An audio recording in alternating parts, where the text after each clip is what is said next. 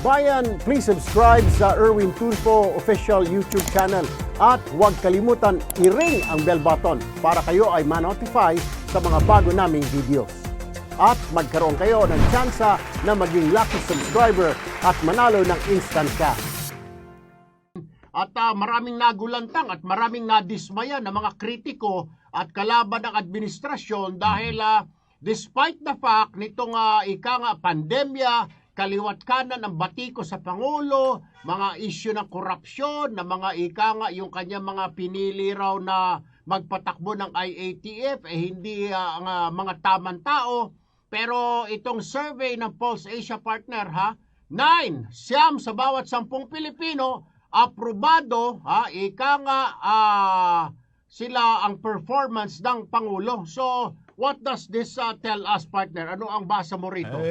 Mukhang totoo yung Duterte mystique. There is a Duterte phenomenon talaga. And I think, pagka siyempre tayo, kahit papano, nandyan tayo sa public life, ina-analyze natin.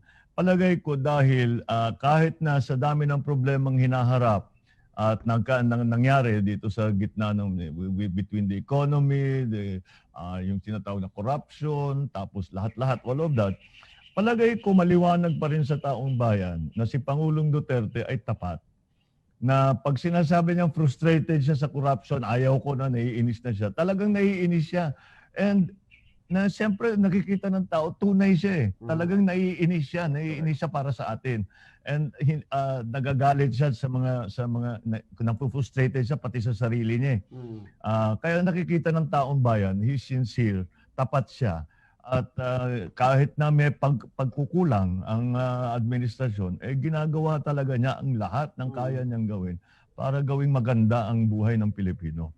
So I think that comes through all of that he's sincere, he's honest, mahal niya ang Pilipinas, ginagawa niya ang lahat. Kahit na frustrated siya, matagal na yung sinasabi, second, third year pala, gusto na rin niya mag-resign. Pero hindi niya gagawin yung talagang nagsiservisyo sa bansa. And people see that. Alam mo, yung 91%, matagal na ko nang pinag-aaralan ang politika sa buong mundo. Ngayon lang ako nakakita ng 91% approval rating. At saka dito sa atin, wala pa yatang Pangulo, after your dad, na pagdating ng last 2 years, nagiging white elephant na sila, bumababa ng rating. Cory, Ramos, lahat man. Wag na saman magalit sa akin yung mga nakaraang Pangulo. Gloria, lalo na, Erap, Pinoy, bumababa na. Ito, umakyat pa from 87 o 88 ba yun na few months ago, pumalo pa ng 91. Ibig sabihin talagang may second win itong Duterte administration. Natural pagkatapos ng midterm election, sasabihin, ay nako, hindi na yung boss ngayon, hindi na yung nakaupong presidente. Correct. Kasi lahat nagmamaniobra na para sa susunod. So kaya tinatawag, sinasabi, lame duck na yan. Ibig sabihin, wala na magawa yan, wala na sumusunod yan. Well, nasa gitna kasi tayo ng crisis and he has shown leadership in that crisis. That's why umaasa pa rin ang tao sa kanya to provide the leadership. And he's providing it. Siyempre, there are failings and maganda sa kanya, siya na mismo nauuna mag-acknowledge doon sa failings na nakikita niya. So, and I think that is the Duterte phenomenon. Totoo siya eh. He's one of us. He's not somebody na nakikita mo lang sa television o nababasa mo lang sa pahayagan. Kundi pagka narinig mo, pati yung mura niya, parang kausap mo lang yung kung sinong kaibigan mo, yung pinsan mo, yung pareho lang yung hinanakit, pareho rin yung frustration. That's why I think he maintains that his popularity and his approval rating because tunay siya eh. Tunay na tao, tunay na Pinoy. Yun siguro, ramdam ng mga kababayan natin. Pero pansinin mo, partner, since umupo yan, lahat na ng pinukol na ng oposisyon, ng mga kalaban, halos pareho yung kalaban niya. Yung kalaban mo, kalaban niya rin. Kahit ano nang ipukol sa kanya, parang hindi tumatala, parang Teflon or waterproof. Basain mo man, hindi gumagana. Lalo pang sumisikat, parang sa pelikula, parang mga mala Fernando po, habang binubugbog mo, lalong naawa ang taong bayan. So, this is what is happening right now dito kay Pangulong Duterte, partner. Ay, siguro question na rin yan of credibility dahil yun na nga sinasabi ko ang pagtanaw kay Pangulong Duterte, he's very credible. He's a real person. He's not manufactured, hindi ginawa ng media, hindi pinapogi. He is what he is, and it turns out pag nakikinig ka sa kanya, pare-pareho lang pinag-iisipan natin. Pare-pareho. Parang isa sa atin to, parang uncle ko ito yung pagpakinggan mo eh. And the other side is not credible in that sense because namumulitika lang kasi sila at saka nakikita na ng taong bayan yan eh. Na yung kanilang pagbatikos ay hindi para pagandahin ang sistema, hindi nagbibigay ng suggestion para ayusin, kundi magsasabi walang kwenta yan, walang silbi yan, walang kabuluhan yung sinasabi sa administrasyon. Pero wala namang kapalit. Mabuti naman kung meron sila sasabihin, ay wag niyong gawin yan, ito yung gagawin ninyo mas maganda. Wala namang kapalit. And yun na nga, kaya wala silang credibility. So kahit na anong batikos nila, kahit na anong mudslinging nila ginagawa kay Duterte, sila na, ang taong bayan, naniniwala kay Duterte, hindi sa kanila. So he is our own, tama yung sinabi mo, Teflon president. Bakit Teflon? Di ba yung Teflon na pinaglulutuan mo, kahit na anong luto mo, hindi didikit?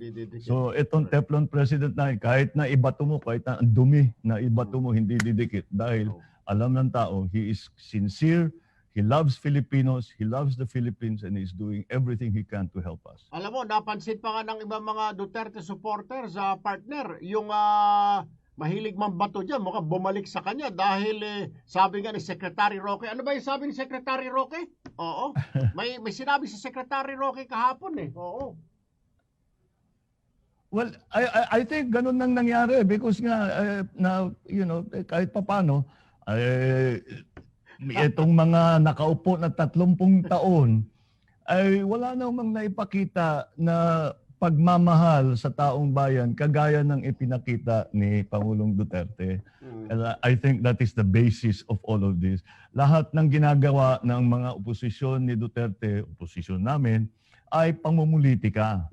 Ang ginagawa ni Pangulong Duterte ay kahit papano, with failings and all, we still trying to serve the national interest. Yan ang kaibahan sa dalawang panig. Palagay ko, partner, yung pagiging sincero niya at pagiging totoo, aminado siya na yung administrasyon niya may korupsyon at frustrated na siya. Kaya sabi nga niya, gusto niya na mag-resign, nagagalit siya. As a matter of fact, meron akong chismis, partner eh. Nagpatawag daw siya ng meeting. Ewan ko kung hindi yata nilabas kagabi, pero kaya siya nagpatawag daw kagabi, nagalit daw siya dahil dyan sa beep card na yan, maging siya nagulantang, bakit sinisingil daw, mukhang may pinagalitan yata ng miyembro ng gabinete, sinabi, bakit pinayagan mo na maningil dyan? Sabi raw, sir, hindi ko naman alam. Ayusin nyo yan dahil wala na ng kwarta yung Pilipino, sisingilin nyo pa. Nagalit daw yung mama kagabi. Mukhang nasabon nata si Secretary Tugade dahil siyang in charge dyan eh. Tama nga naman eh dahil paano naman ang naging advice ng trade and ng DOTC is that to say that we suggest or we encourage na ipamigay na lang. Hindi naman siyempre negosyante yan, hindi naman magbibigay. But kung talagang hindi pwede, sasabihin ng negosyante, ibigay ninyo ng persahin namin, bigay ninyo ng libre yan. Malulugi kami, hindi na namin maitutuloy. So, kailangan bayaran ng gobyerno. They have to come to some kind of arrangement. Ito yung I was talking before the Chinese Chamber of Commerce kahapon. And pinag-usapan namin yung economy. And what is coming out, yung mga dating partnerships na ginawa natin, kailangan magbago. And this is the same thing that we have to do now. Between the public sector, i.e. and the private sector. Nasabihin, bigyan mo kami ng deal, bayaran namin yan para hindi naman kayo malugi. Pero wag naman kami i-charge na full price. Bigyan mo kami ng diskwento na 40% o cost plus 5% or whatever. Come to an arrangement na pagbigay sa tao ay libre.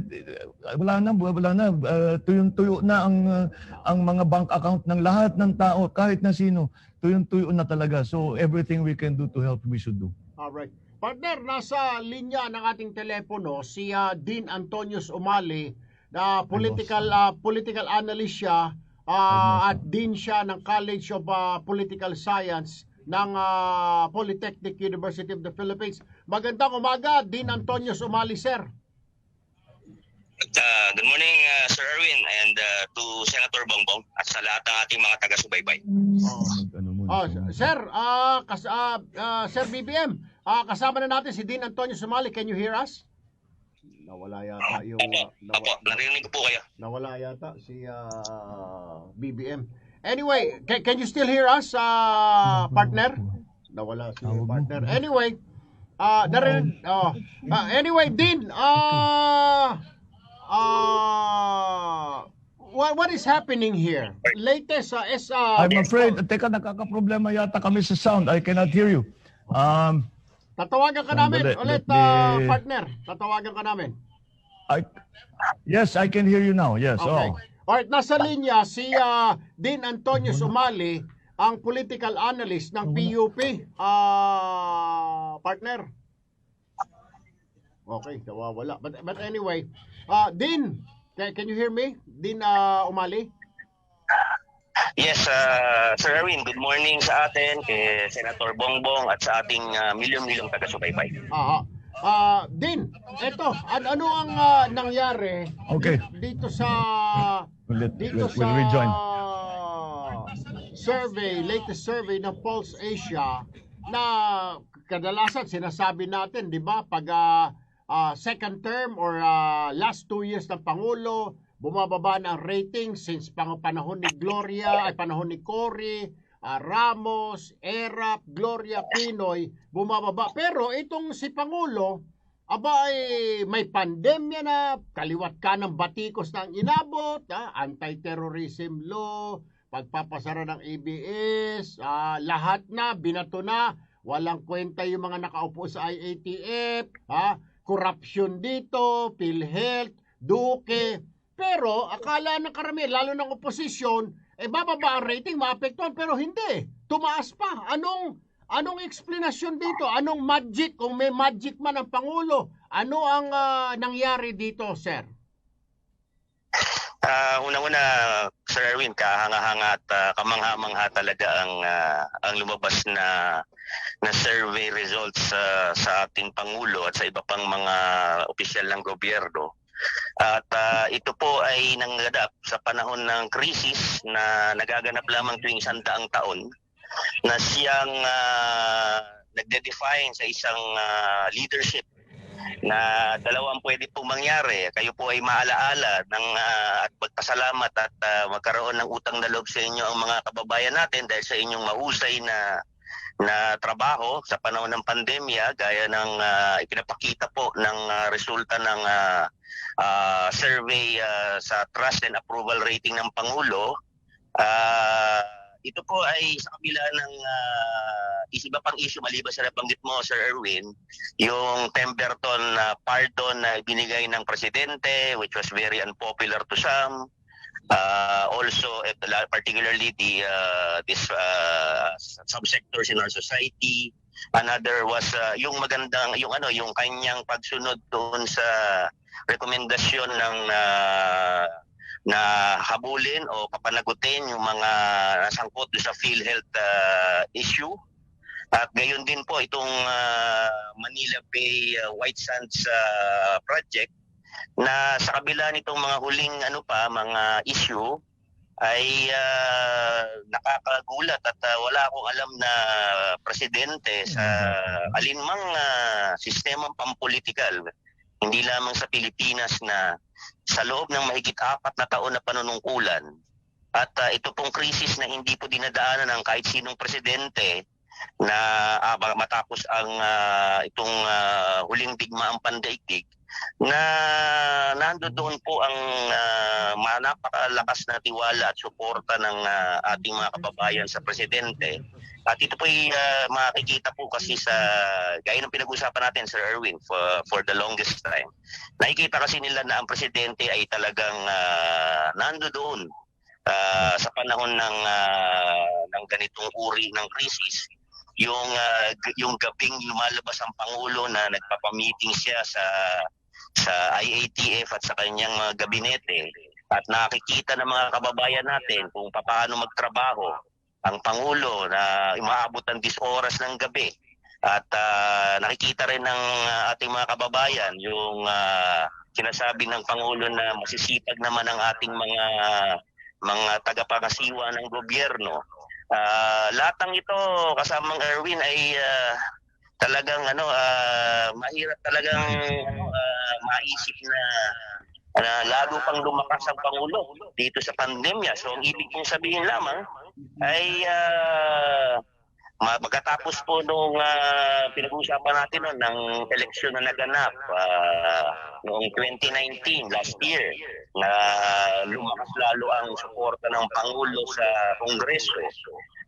Ito po ay malinaw na katibayan na ang Pangulo talaga ay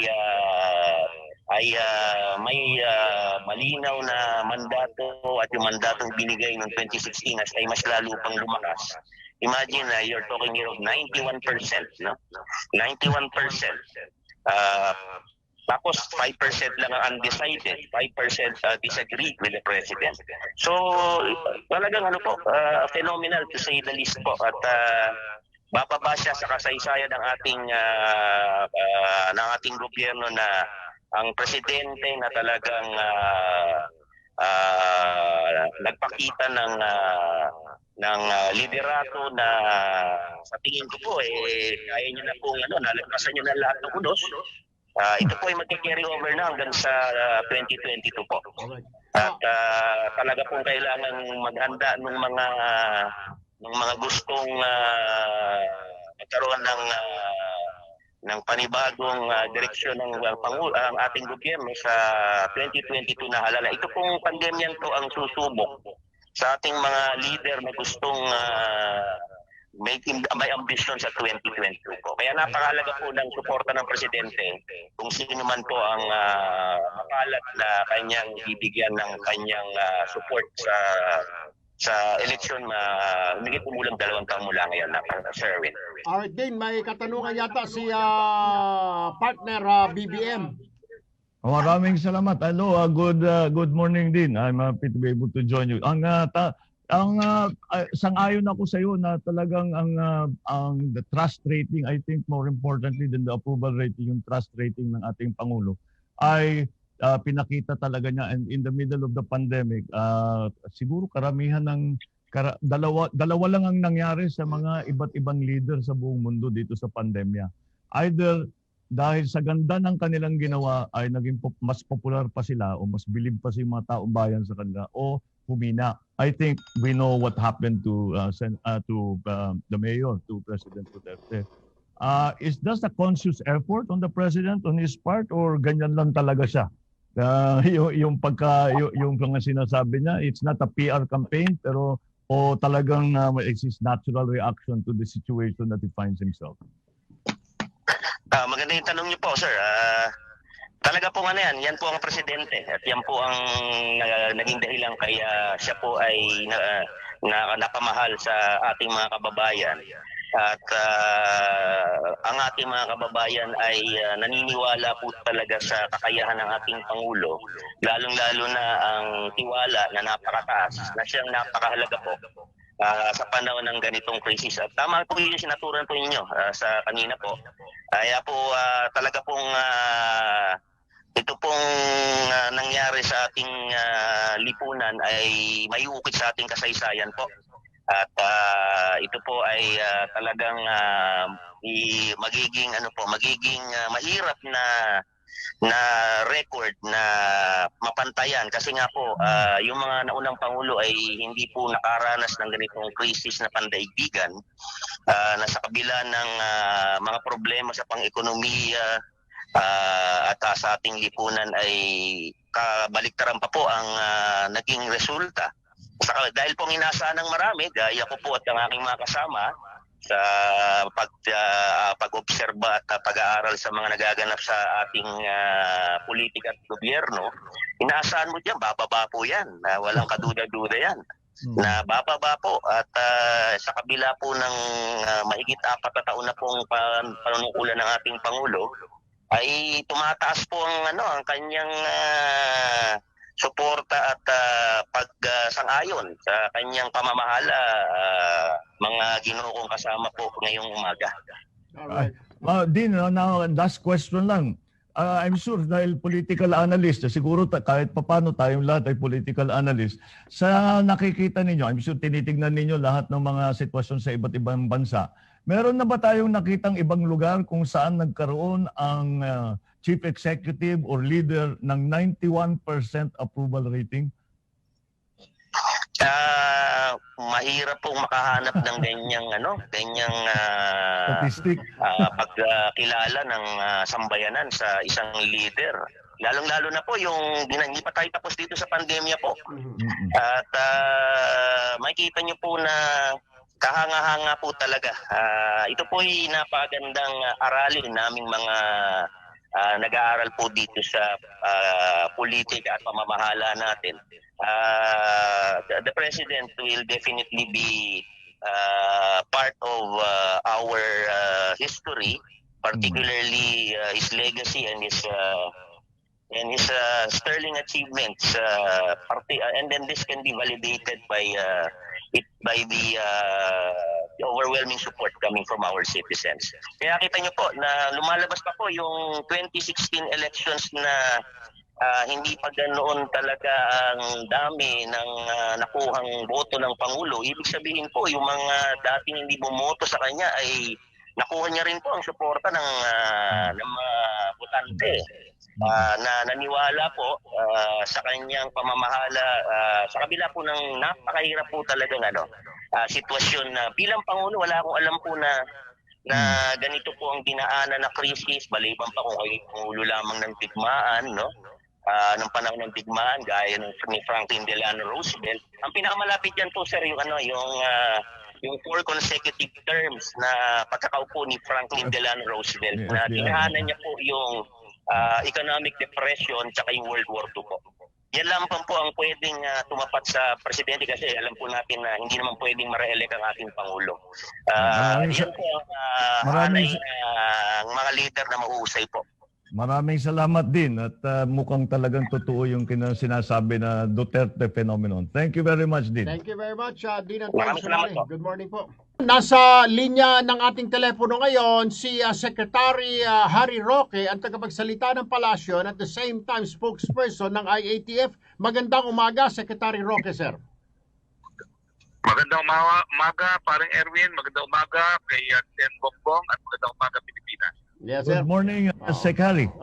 Tuwan-tuwa ho kami doon sa hirit mo kahapon nung in-interview ka sa Dalampasigan na sinabi mo, wag nang mamulitika mga panahon na ito imbis na magtrabaho na lamang. Mukhang may tinamaan, Secretary, nalaglag yata sa upuan doon sa sinabi mo. Yan lang naman po ang katotohanan, no? Dahil nakita nyo naman po, no, ang huling survey ay Siyempre pa, at tapos tumama na nga ang pandemya ng Abril, no? At record high pa ang naging trust at saka performance rating ng ating presidente. Patunay lang po na naniniwala ang ating mga kababayan na nakatutok lang po sa pandemya at pag-ahon sa kahirapan ng ating mga kababayan, ng ating presidente, at isinintabi ang politika. Ako naman po, it was a well-meaning advice. So, kung talagang sa tingin niya, gusto niyang maging presidente sa taksang panahon, siguro po sa ngayon sa pandemya, tigil po na po yan. Dahil ayaw talaga ng Pilipino na umiepal pagdating po ng pandemya. Alam niyo, sabi ko nga, kung siguro ang ating presidente epal, lahat po ng inauguration ng temporary isolation facilities natin dapat pinupuntahan ni presidente. Lahat ng bagong mga COVID beds na binubuksan natin sa mga napakadaming hospital na dapat in-inaugurate ni presidente. Wala pong ginagawang ganun si presidente. Sinisigurado lang niya kung anong pangangailangan ng tao ay narariyan. Sinisigurado niya na lahat ng Pilipino po na naghihirap ay mabigyan ng kahit papano ng kaunting ayuda. Partner? Ay, Secretary, good morning. Ako, very simple question lang because ako talagang matagal na ako sang-ayon dun sa this is not the time for politicking and for being an obstacle to the health of our people. But I have a very simple question only. Anong reaction ng presidente nung binalita niyo sa kanila na 91% ang kanyang approval rating, the highest recorded in the Philippines and for that matter, I think in the world? Well, alam niyo po, nung pumasok si Presidente kagabi, tumayo kami, pumalakpak, no? At ang sabi niya, in reality, 75 lang yan. So, alam niyo po, hindi naman siya, kumbaga, he does his job, pero hindi dahil sa approval at saka sa performance level. Tutok lang siya, tuloy-tuloy naman po. Okay. Secretary, so where do we go from here?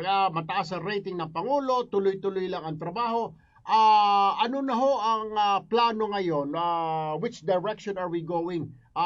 Tututukan pa rin po ba itong mga quarantine natin? Marami po nagtatanong ngayon, Secretary, lalo na po yung issue na yung mga mag-asawa daw, ng mga Pinay na nakapangasawa ng foreigner. Ano na ho ang balita daw? Pwede naman nilang dalhin ang asawa nila dito dahil nami-miss na ho nila yung mga husbands nila or wives nila ng mga foreigner, sir? Alam niyo po, yung mga asawa ng mga Pilipino, hindi po natin ever pinagbawal. Pwede po silang pumasok. Ang issue po ngayon, yung mga mag-fiancé, yung ikakasal pa lamang. At yan naman po ay tinitake up na ngayon po sa IATF, nasa technical working group na po ngayon yan, at kinikilala natin na importante talaga ang relasyon sa mga nagmamahalan. So, bagamat may pandemya po at hindi pa nga po kasal, yan po ay pinag-aaralan na. No? Sa gano'n naman po, sa panahon ng pandemya, siguro naman po, kahit pa paano may ibsa ng kahirapan kung kasama ang mga mahal sa buhay. Okay, panghuli na lamang, Secretary. Binigyan na raw ng instruction ng Pangulo si Transportation Secretary Tugade na gawin ng libre ang beep cards. Tama po yan. Actually, bago pa inanunsyo ng Presidente yan, sinabi ko na po sa press briefing, actually nagkausap po kami sa puntong yan, at ang sabi nga niya, nahabag talaga siya dun sa kwentong na narinig niya sa TV na yung ilang mga kababayan natin, eksakto lang ang dalang pera para sa pamasahe at saka sa tanghalian, at hindi nga nakasakay dahil wala silang beep card, at hindi nila kaya bayaran yung beep card dahil hindi naman nila inaasahan. So yan po ang dahilan, kaya sabi ni Presidente, kung kinakailangan, manap tayo ng pondo, bayaran na lang natin yan, ibigay ng libre. Pero naniniwala naman po ako na yung mga nagpo-provide po ng mga beep cards, alam niyo naman kasi hindi lang yung beep card ang pagkakakitaan din. Ang pagkakakitaan nila, porsyento doon sa load. So naniniwala naman ako na pag-aaralan ng mga beep card providers kung paano nga maibibigay na dito na yan. Dahil nagsalita na po ang Presidente. Alright. Last question lang, Secretary. Alam ko na the IATF is already pinag-iisipan na kung paano buksan ang ekonomiya. Nag-umpisa na yung pagbubukas ng different strategies para sa tourism. Ano kaya yung mga sektor na susunod, Secretary, na pwede nating umpisan ng buksan as far as the IATF? Madami na pong 100% na binuksan, no? Yung mga dating 50%, binuksan na po yung mga mining, mga quarrying, mga law offices, mga accounting offices. Pero in other words, halos lahat na po binubuksan na natin. Ang limitado na lang po talaga yung maraming pagtitipo ng tao, no? Gaya ng entertainment. Bagamat po pwede na po yan, 50% sa mga MGCQ area, no? Pero kagabi po talagang pinag-usapan na kinakailangan talagang hindi lang yung ekonomiya buksan, yung sektor ng transportasyon. I-revisit po natin yung tinatawag na 1 meter distancing sa public transportation o 0.75. At nagpatawag na nga po ng cabinet meeting, ang Presidente, full cabinet meeting sa darating na 12 na Oktubre para i-discuss lahat itong mga bagay-bagay dito. Alright. Secretary. Thank you, Secretary. Alright. Salamat po, Secretary Harry Roque. Magandang umaga po. Mabuhay. Magandang umaga po. Maraming salamat po. Bayan, thank you for watching. Kung nagustuhan ninyo ang video, mag-subscribe at i-like lamang ito.